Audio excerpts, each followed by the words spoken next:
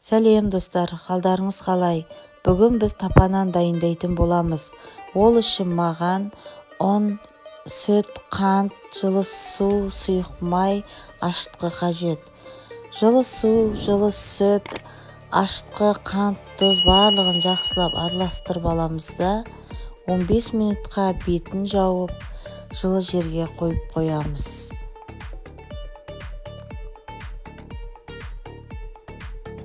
Достар, видеоны соңына дейін қараңыздар. 15 минуттан кейін үстіне сұйық майды құйып, жақсылап араластырып, қамыр илей бастаймыз. Қамырымызды жұмсақ етіп илейміз.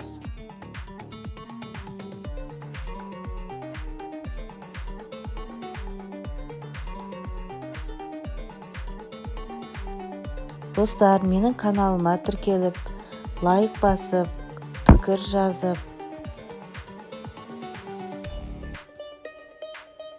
және де сіздерге қандай рецепт керек, сонымен бөліссеңіздер болады.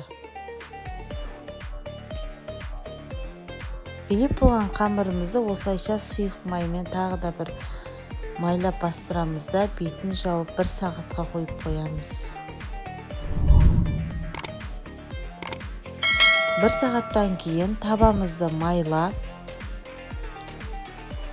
қолымызды сұйық майлап аламыз да, қамырымызды тапаға салып, үстінен осылайша жақсылап бастырамыз да 45 минутқа қойып қоямыз.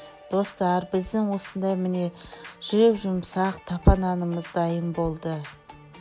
Тапа нанымыздың дәмі ерекше дәмді болып шықты.